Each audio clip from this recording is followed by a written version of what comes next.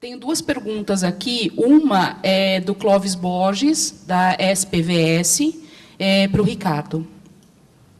Qual que é a sua mensagem, Ricardo, para as empresas brasileiras que pretendem posicionar-se na vanguarda da incorporação da biodiversidade nos seus negócios? I think that the message would be to continue working and understanding what their true impact is on biodiversity. In other words, what their footprint is, their biodiversity footprint. And that means not just their direct footprint, but also in terms of life cycle assessments and understanding their supply chain. I think doing that is, in many businesses that we work with, initially they consider it as a risk. You know, what are we going to find in our supply chain? What are the impacts that we're going to find? And as time goes by, they realize that it's much more a potential for reward and for efficiency, and a potential to really understand how to make things better, how to be more efficient, how to find competitive advantages in terms of resources and how to use resources. So I think that understanding that is probably the first step that any company needs to take. It's harder for many service industries, financial service industries and others, but in the financial services that applies to how you're making loans, and the Equator principles and things like that go a long way towards getting us there, but there are still things you can do in terms of understanding what the impact is of your activities on biodiversity. So that would be my first recommendation. Obrigada. Uma para o Carlos Fonseca, a pessoa não se identificou. Qual a diferença, Carlos, entre o acesso a recursos genéticos e o uso de seres que compõem a biodiversidade em processos produtivos? Alô? Alô? Oi, sim. Bom, na verdade, o acesso ao recurso genético é considerado no sentido de você explorar uma característica gênica daquele recurso. Então, se aquele recurso ele tem um potencial de ser utilizado como um remédio, como um cosmético, se ele for utilizado para fazer um melhoramento em outra espécie, por exemplo, aí você está acessando diretamente o recurso genético. Agora, utilizá-lo como alimentação, você não está acessando o recurso. Ele já está funcionando como um produto diretamente. Então, se o Brasil está vendendo soja para fabricação de óleo, eu não estou entrando no recurso genético em si. Agora, se eu estou pegando o recurso da soja e estou fazendo melhoramento para sobreviver a uma praga, por exemplo, aí sim eu estou acessando o recurso genético, propriamente dito. Obrigada. Para o Ricardo agora, vem da Camila do Fumbio e do Reinaldo, ele não se identificou de onde é. Eu vou tentar juntar as duas perguntas, que é muito parecidas. A Camila diz o seguinte: sem uma política nacional de rede no Brasil, os investidores têm pouca segurança para investir em projetos de rede no país. Na tua opinião, uma política nacional, usando a abordagem mais próxima e de menor segurança, dá menor segurança aos investidores? Se você, na tua opinião, uma política nacional, usando uma abordagem, ela usa o termo aninhada, né, mais próxima, dá menor segurança ainda aos investidores? Claro, a policy that is much more aligned between states and national government is going to give you more security. I think that the issue with nested red, and I think maybe this is a way to getting at this issue of nested red, is it's already a pretty risky investment to invest in red, right? You have the risk that it's not going to be credited, you have the risk that there isn't a market, you have the risk, counterparty risk, you have all kinds of risks embedded in a standard red investment. If on top of that, you add the policy and the government risk, in many cases that's the proverbial straw that breaks the camel's back and investors say, you know what, we just can't go there because we have no idea what the policy is going to be of the Brazilian government, let alone, you know, the state of Acre and how the state of Acre fits into the Brazilian government, is going to get really, really complicated. I mean, there's ways around it in terms of RED. You know, we have proposed to people in the RED space that we could create an insurance mechanism where the private sector provides some premium and gets an insurance that if they do what they said they were going to do, but the state doesn't, and therefore you don't get credit, the insurance will cover you and will give you credit, right, from some other place, you know, or a stockpile of credits. You can build a stockpile of credits. This is a thing that people who don't work in the financial services industry don't understand, is that there are a lot of sophisticated ways for managing risks, and all kinds of risks you've never imagined. And we can use some of those technologies, some of those financial technologies for managing risk. And if you have a system like that, yes, it will cost more to do a RED project for a private investor. But the security you get against the government changing their mind or something not working the way it should work on the government level, that security is worth it.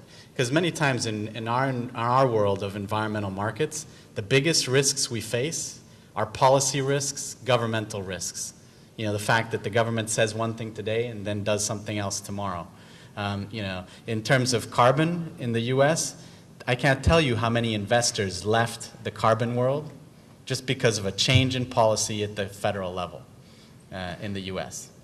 You know, there was a rush to the door of the carbon markets in the US. There was tons of my colleagues and our competitors just saying, forget it, this is too complicated. It's never going to happen, it's never going to work. Even in California, when California has had this AB 32, it's a law that says California will reduce emissions. It has had it for almost, what, 5 years now? There was a lawsuit that put it in jeopardy. Then there was a ballot initiative in California where it went to the voters to say, do we really want this law given the economic situation that was obviously paid for by a lot of emitters who didn't want the law to go in place. So, I mean, all of these things are risks, and you could see the price of carbon. There's already a price of carbon in the California market. It goes like this, you know. One government official says one thing, it goes up. One government official says the other thing, it goes down. And, you know, people in the Treasury departments of government are quite used to this. You know, Alan Greenspan, you could never understand what the hell Alan Greenspan was saying. And that was on purpose, because everybody was listening, and if, you know, they interpreted it one way, the price would go up. And if they interpreted it another way, it would go down. So he was very, very careful about what he said and didn't say. And at the end of the day, you were like, did he say he was going to raise it or lower it? Or, you know, you never knew. And that's kind of what's going to have to happen with some of these things in government, because, you know, this kind of thing is almost more problematic for business than anything else. I don't know if I answered your question, Camila. Probably not, but... Obrigada, Ricardo. Uma questão para o Carlos. Veio do Flávio Orridos, da Banco de Reservas Verdes. Muito falamos sobre o Código Florestal, e nem tanto sobre o SNUC. Decorridos 11 anos de promulgação dessa lei, já temos condições de perceber algumas distorções em sua aplicação. Dada a importância do SNUC para a conservação da biodiversidade, ele pergunta: o MMA está discutindo alguma proposta para aprimorar o SNUC, ou vamos mais uma vez apagar esse incêndio depois que a bancada ruralista atacar essa norma? A pergunta é boa, Flávio. Só voltando um pouquinho na questão do acesso, eu já vou voltar para o SNUC. A questão do acesso, só um detalhe que, voltando para aquela discussão sobre a soberania dos países sobre seus recursos, houve uma discussão muito grande no protocolo se era o caso de incluir o conceito de acesso no documento ou não. E a conclusão que se chegou é que cada legislação nacional vai fazer isso. Porque tem países que vão até um pouco mais além em termos de momento de acesso, como no caso da coleta da amostra. Então, assim, cada legislação nacional vai contemplar isso. Bom, no caso do SNUC, eu temo não estar muito preparado para responder a questão, porque a minha articulação é com a assessoria internacional, né? Mas o Ministério tem promovido uma série de articulações com os órgãos envolvidos, e principalmente através do Instituto Chico Mendes, do Departamento de Áreas Protegidas da Secretaria de Biodiversidade. E a lógica é justamente tentar resolver o problema nos bastidores, sem ter que necessariamente partir para a discussão política aberta. A lógica é essa. Obrigada. Mais uma para você, Carlos. No entendimento do protocolo, uma empresa grande que comercializa, por exemplo, o sorvete de açaí, né, não deve fazer repartição, é uma afirmação aqui. E uma pequena empresa que vende um unguento ou um shampoo de açaí deve repartir. Onde está a linha do que é acesso a recurso genético ou não? Porque provavelmente nenhuma das duas acessa. Aí voltamos para a questão que eu estava reforçando agora há pouco, do acesso, né? Então, na prática, acessou o recurso genético, tem que repartir benefício. É essa a lógica do protocolo. Então, se houve acesso ao recurso genético, vai ter que repartir benefício. Agora, para você definir se aquele caso específico é um acesso ou não é um acesso, você vai ter que consultar a legislação nacional do país que está provendo aquele recurso genético, do país de origem. Então, se o país está determinando que a simples coleta daquele material já é um acesso, vai entrar nas regras de repartição de benefício. Se o país está determinando que o acesso só é feito a partir da utilização do recurso para a produção de outro produto, aí é a partir daí. Então, a lógica é essa, a repartição de benefícios é devida em qualquer caso, desde que o acesso esteja configurado na lei nacional do país de origem. O país que está provendo aquele recurso genético, ele tem a soberania para determinar se aquele acesso é regulado ou não. Se aquela coleta já é regulada naquele momento ou se é no momento posterior. E é importante saber o momento em que vai ser determinado isso para você exigir o PIC, exigir a autorização, o consentimento prévio informado e também para você determinar o momento em que o contrato MET, os termos mutuamente acordados, tem que ser estabelecidos visando já a repartição dos benefícios que porventura sejam oferidos. Obrigada. Agora, uma pergunta direcionada aos dois, né? Vem se dizendo e comentando bastante a importância do setor privado quanto às questões de sociobiodiversidade, principalmente, acredito que no Brasil, a referência a essa pergunta. E aí vem a pergunta direcionada aos dois, como o RED+, ou então como a ABS pode ajudar na realidade desses processos?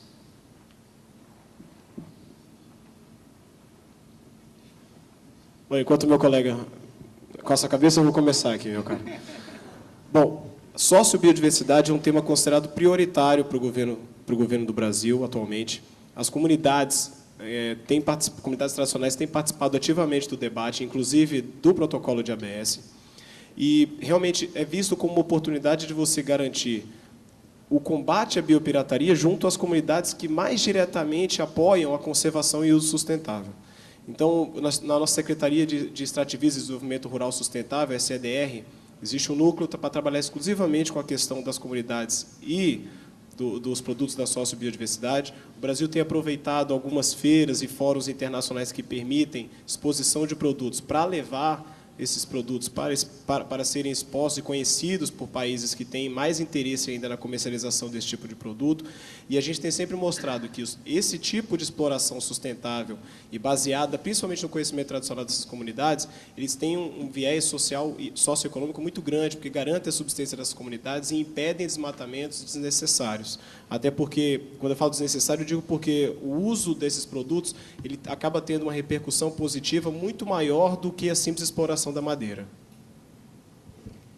In terms of RED, in terms of RED, the communities are going to play a key role, I think. And you know, there's been a lot of discussion and some backlash from some communities saying this is not going to help us, but then there's other communities that say no, this is actually really going to help us get more value for our resources. And I personally obviously follow that. I think that RED is going to help communities get more value for resources that are being underutilized. Now, of course, there has to be ways for, you know, the benefits of that project to actually reach communities. You know, it can't just stop at some sort of village leader or what have you. The money can't just sit there. There has to be mechanisms for the money to actually go to activities that will ultimately help protect the forest, because if they don't, then the whole system kind of breaks down. And there are, you know, if you look at all of the methodologies and the protocols that are out there for REDD or for any carbon project, there are mechanisms for monitoring, verification, and reporting, and all of these things. And in fact, with the standard of the climate, community, and biodiversity standard, that's one of the things they look at, is they look at what impact does this project have on communities, and have the interests of communities been taken into account. So some buyers are very interested in having that climate, community, and biodiversity certification alongside the verified carbon standard, or VCS, because it gives them that sense that communities have been considered in the design of the project. You know, the projects, many of the projects we see, some of them set up funds or trust funds, or use existing trust funds to channel the money for activities that not only lead to the protection of the forest, but also help the community. So that's an important role for many of the existing environmental trust funds, and Brazil has several of them, Fumbio being one of them, and others, that I think can play a very important role in the management and use of those funds, because they have a track record, they know how to do it, they know how to set up endowments, they know how to manage large sums of capital. You know, if you can imagine that you can have a project that could generate significant amount of capital, but if that capital goes into a small community that doesn't have a track record or a history of managing that capital, it could be as much of a problem as anything. So having the kinds of mechanisms that are used to managing funds, I think, is going to be a very important part. You know, I think there's also going to be an issue in the case of indigenous communities as to rights. What rights do the indigenous communities have to the carbon? And I know that there's been a lot of discussion in Brazil about what rights do the Brazilian indigenous communities have to the carbon, but there's still some questions about, I think that there's been a number of studies that say, yes, they have the right to the carbon, but then there's an additional question of, can they actually use it? Can they actually trade it or transact it or sell it? So answering those questions will make it easier for an investor to decide whether they invest or not, because until those questions are answered, you could get a case where, as an investor, you come in, you invest, but then you can't get the carbon because the Brazilian government says, you know, no, it doesn't belong, you can't be transferred or what have you.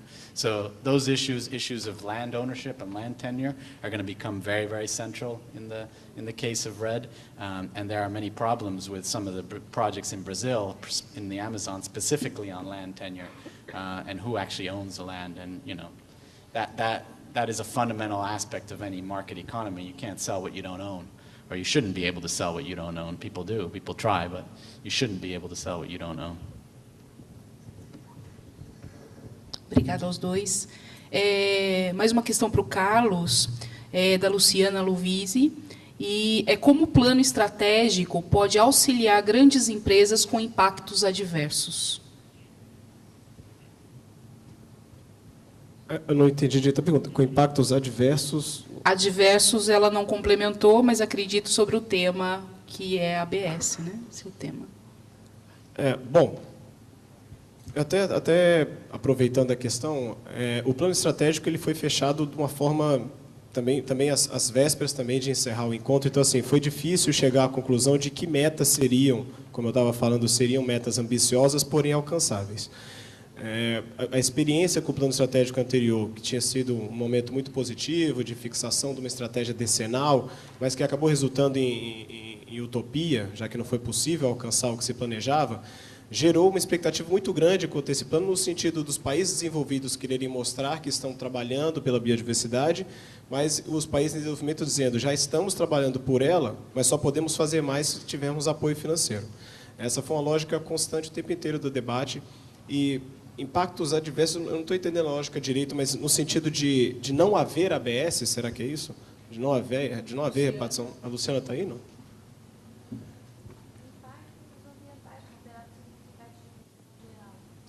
A gente entende que a proteção da biodiversidade ela só vai poder ocorrer de forma efetiva, Luciana, se nós tivermos uma implementação equilibrada da Convenção.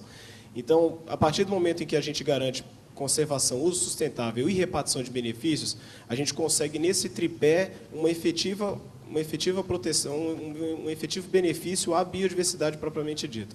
A gente acredita que o simples fato de você conceder, criar reservas, criar unidades de conservação, liberar licenciamentos para uso, você não está garantindo ainda a implementação da convenção, porque a biopirataria ainda vai continuar ocorrendo se você não tiver mecanismos que garantam que os benefícios gerados por essa biodiversidade vão ser repartidos. Principalmente, a gente está falando aqui de produtos da sociobiodiversidade, por exemplo, se eu não garanto uma forma de subsistência às comunidades, por exemplo, que advenham da exploração dos recursos e dos conhecimentos tradicionais que elas manejam, se eu não garanto que os recursos que vão ser explorados ali tenham um retorno para essa comunidade, eu posso estar decretando um fator negativo a mais sobre esses recursos. Então, a repartição de benefícios tem um viés muito grande, no sentido, tem um papel muito grande na colaboração com a conservação e o sustentável, porque eles garantem o primeiro passo. Ou seja, eu não vou desmatar, não vou derrubar, porque o simples fato do produto estar ali e poder ser explorado já me traz um retorno financeiro suficiente, ou até melhor, e mais sustentável. Teve um estudo, por ocasião da ECID, ano passado, em Fortaleza, a segunda ECID, a primeira levou à Convenção de Desertificação, e o estudo estava mostrando que, numa determinada área, fizeram algumas análises, e se você deixasse a mata e plantasse a mesma coisa que você queria plantar com a mata, ao invés de retirar a mata, o seu retorno seria o mesmo em termos de produtividade, sendo que você poderia agregar 2 vezes mais valor na sua produção utilizando os produtos que a mata produz, que a mata por si só já fornece. Então, a nossa lógica é essa, a lógica do protocolo é essa, mostrar que a repartição de benefícios ela acaba levando à conservação e o sustentável, porque a mata também tem condições de gerar riqueza. Obrigada. A gente já estourou um pouquinho no tempo, aí já passaram 2 minutos, mas eu vou tentar juntar aqui, porque apareceram algumas questões interessantes para o Ricardo. Eu acredito que é para o Ricardo, porque está para a mesa, mas o tema é que, em relação, uma das pessoas até comenta sobre biobanking. Então, eu acredito que é sobre a parte que você disse, sobre os créditos em biodiversidade, aos moldes de crédito de carbono. Apareceram 3 questões aqui falando sobre isso. Então, eu gostaria que você falasse um pouquinho mais, e, em específico, uma delas diz como que isso funcionaria no caso do Brasil, porque nós temos muitas reservas legais, nós temos muitas áreas de proteção, e como que isso ficaria? So the question is about wetland banking and species banking in the United States. I'm not sure how exactly it would work in Brazil. Don't know Brazilian law well enough, but in the U.S., what drives it, and the first step, is the creation of a demand for those credits, right? And that comes from the law, from the Clean Water Act, and not only from the law itself, but the application of the law. So you take conservation banks, which are based on the Endangered Species Act. The Endangered Species Act says you cannot harm an endangered species, even if it's on private land. If it's listed as endangered, it can't be harmed. Now you can imagine what happened when that law was passed in terms of how landowners viewed endangered species. All of a sudden, if you have an endangered species on your land, is it an asset or a liability? From a landowner perspective, it becomes a liability. And they were doing to endangered species what they did to other liabilities. They tried to minimize them, shall we say. And there's people that talk about the 3 S's approaches to species management. Shoot, shovel, and shut up, right? Make sure nobody finds out there was an endangered species on your land, because when they did, you couldn't build a Walmart or a bowling alley or anything with your land, right? So people realized that, and they changed the law a little bit and said, okay, if you have today you have 1 red-cockaded woodpecker and tomorrow you have 3, we'll give you credit for 2 that you can sell to somebody else. Now it becomes an asset.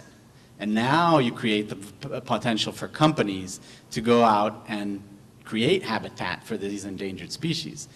The difference is there are 82 banks, species banks in California, and none in Arkansas. The Endangered Species Act works in California and Arkansas. But why are there none in Arkansas? It's because the Department of Environmental Protection in California actually enforces the Endangered Species Act and goes out and says, you're harming an endangered species, you can't do that, right? And if you want to do that, you need to prove to us that you're getting credit to create more habitat for that endangered species than you're harming. So there is that demand from companies for the endangered species credits. So the government creates the demand. These are markets, but the government plays a central role, and that's an important thing to understand about any of these markets, whether it's the carbon market or any of the others. That demand, apart from the voluntary carbon markets where that demand is purely voluntary, or in most cases voluntary, because some of them are expecting government to come in and create a demand. So they're pre-compliance, right? So there's a mix there. But in most cases, it is government that is creating that demand. The reason $106 billion are transacted every year in the European carbon market is that government creates that demand. Now, Brazil has the Reserva Legais and all that sort of mechanisms that create the demand. I don't know if there is enough enforcement of that demand to say, for people to say, I need to offset any damage I'm going to do to that, and therefore create that demand for those credits. But then you have to set up a system for verification, for monitoring, and who is giving the credit. So what part of government is giving that credit, and how are they certifying that that credit is real, and how are they monitoring it? The way it happens in the United States is to create a bank, a wetland bank or a species bank, you have to produce a pretty large document. It then goes to the Fish and Wildlife Service or the Army Corps of Engineers. It goes through a year-long process of review, and you have to prove that you're going to protect that area and that you have legal protection for that area. In other words, you're creating a conservation easement, I guess a servidumbre ecológica, that'll protect it forever.